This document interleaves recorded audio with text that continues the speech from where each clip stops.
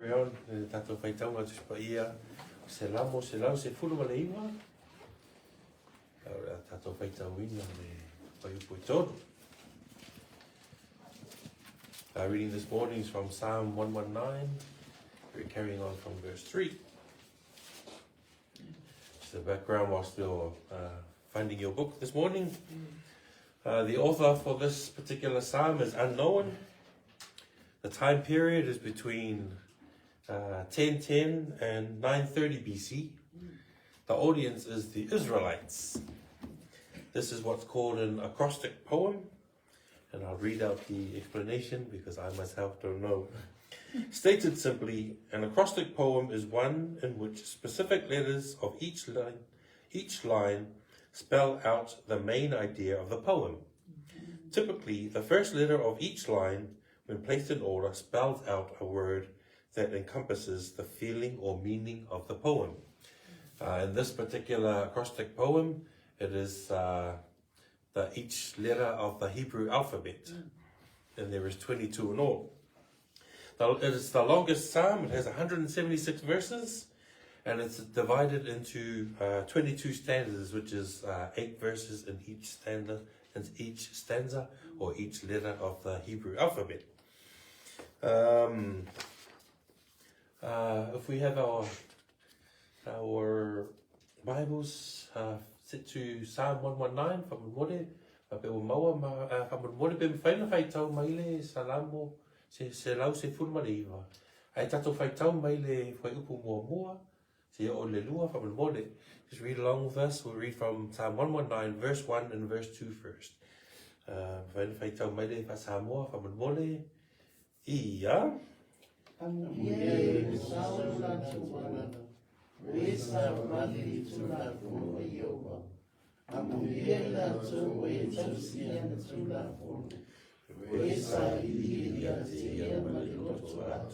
in the English, please. Those blessed are those. Yeah. Blessed are the undefiled in the way, who walk in the law of the Lord. Blessed are those who keep his testimonies, who seek him with the whole heart. Amen. And with that, we come to our verse for today, which is verse 3. And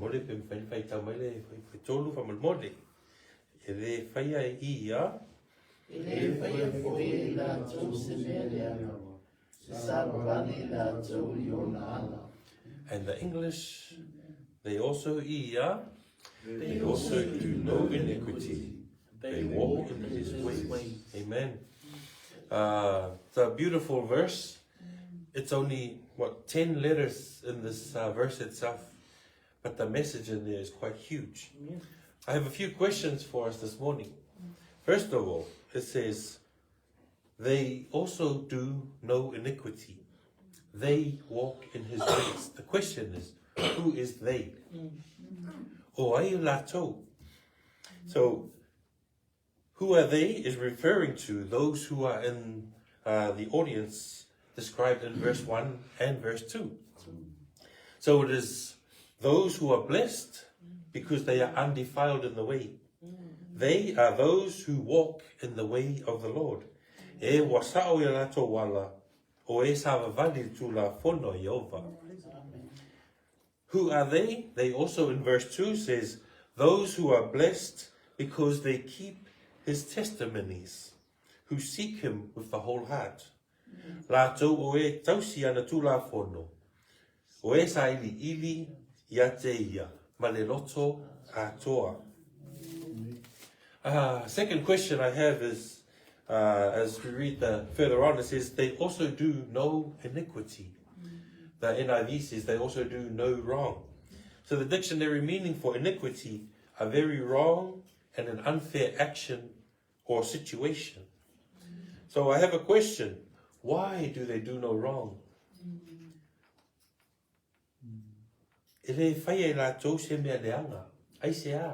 Why? Why is it that they're able to do no wrong? If I can get this, the Samoan Bible readers from Mangere pe mawhaina su e tautu spa ia le yopo o na whai upu mua. A o lona, oi, mata upu mua a lona whai upu e vandu from Mangere. As the Samoan Bible readers, Job 1 verse 8.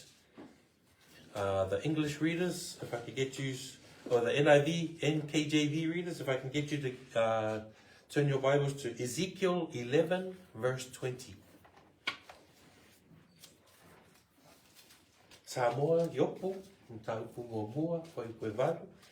Ia, ma lesi tau tusi whai tau whamanamole, pe ma whaina suri tau tusi le Deuteronome, lon tau koe ono, a lona whai upu se furu ma le fitu. So e lua tau tusi whai tau whamanamole, o le Yopo Momoa, Koi Kuevalu. Deuteronome e ono, a lona whai upu se furu ma le fitu. NKJV, you can do Ezekiel verse 11, chapter 11 verse 20, and Deuteronomy chapter 4 verse 29.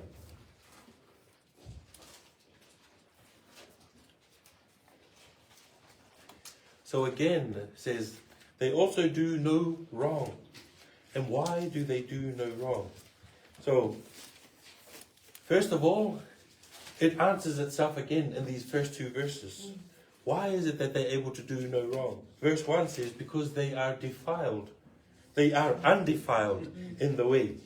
Whai tau mai le yopu lea, whai upu mua, koe vali, koe mole, a ia maua, tato whai tau katasi mei ai I ia.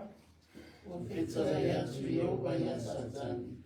O e mako whau e na o ono yo. O wā wari e se tasi e tusa mai ia I le larurani. O le tangata o saula na mio, ma le ame e tonu, o e o mata uile atua, ma alo ese I mea le ama. Amen. So that verse in the English is, then the Lord said to Satan, have you considered my servant Job, that there is none like him on the earth, a blameless and an upright man, one who fears God and shuns evil. So that's one reason why they are able to do no wrong. Ezekiel 11 verse 20, why are they able to walk and do no wrong? Because like verse 1 says, they walk in the way of the Lord. It is Ezekiel 11 verse 20, we can read that out, that they may walk in my statutes and keep my judgments and do them, and they shall be my people, and I will be their God. Yeah. And also, it answers itself again. Why do they do no wrong? Verse 2 says they keep his testimonies. Yeah, Deuteronome, tau koe ono, a whai kusfuma fitu, pa mole.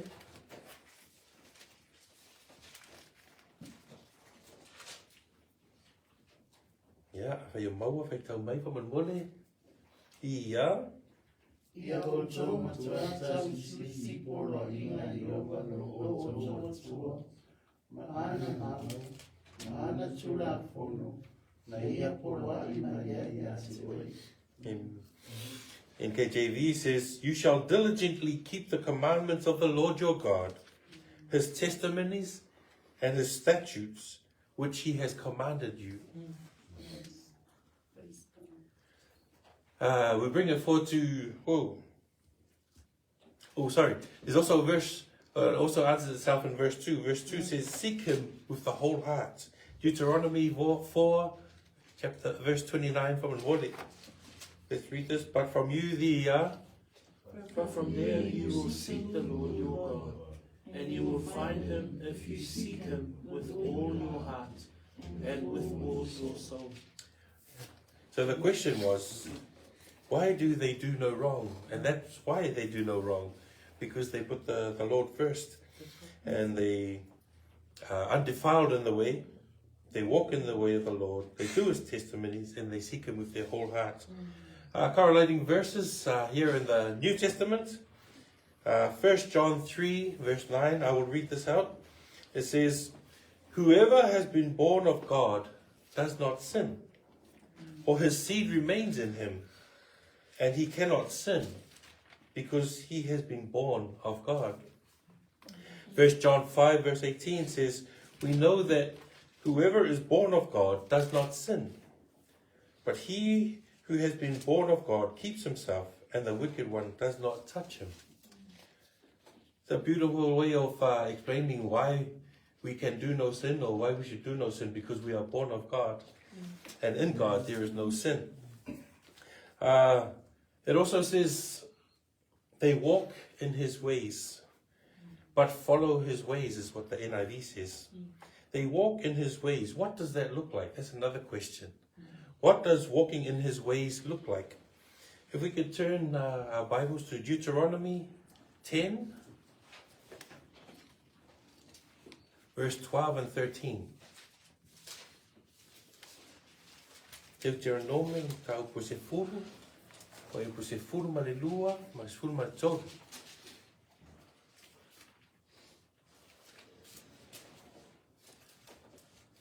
What does walking in his ways look like?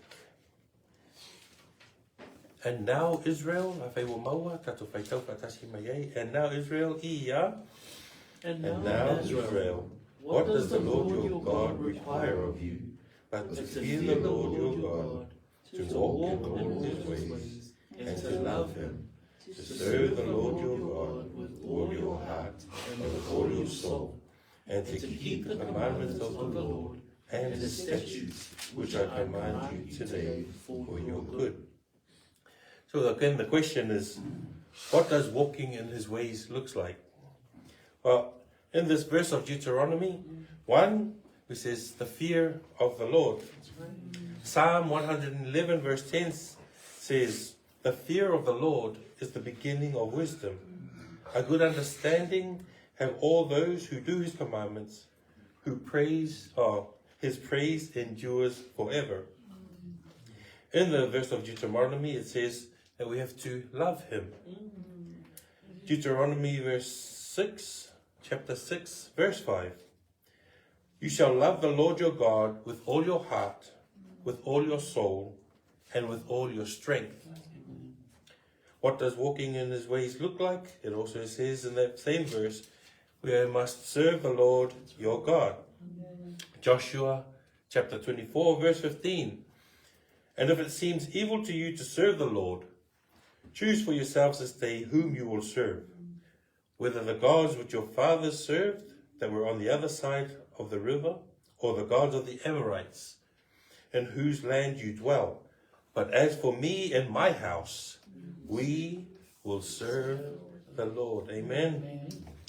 And so in conclusion to this morning, those who love the Lord chose to live a life that is pleasing to the Lord. Loving God makes it possible to be undefiled, walk in his ways, and keep his commandments. Having an intimate relationship with God is the only way that we are able to walk upright, do no wrong, be called righteous, and keep his statutes or his testimonies. However, the flesh opposes the ways of the Lord, and we being in the flesh are prone to sin. We were born sinners and are unintentionally inclined to sin. But as we read in 1 John 3 this morning, whoever has been born of God does not sin, for his seed remains in him, and he cannot sin because he has been born of God. We are children of the Most High God. If we want to do no wrong, we must refrain from sinning. If we want to walk in his ways, we must abstain from lusts of the flesh. And how do we do that? We need God in our lives. Our rightness, our righteousness is from God and God alone. Not by any strength that we have or good that we do, for even the strength that we have and the good that we attribute to ourselves are from God. So make God our focal point in our everyday living, read his word, meditate on his word, and live his word. That is our devotion this morning. I pray God bless your heart this morning, and as we head into our time of prayer, just remember that we serve a living God. We serve a victorious God. We serve a wonderful God. And as we pray to our Father this morning, we just exalt his name on high. And I'm going to hand it back over to the team just to play a song for us. And after our time of worship, then we'll just go into our time of prayer.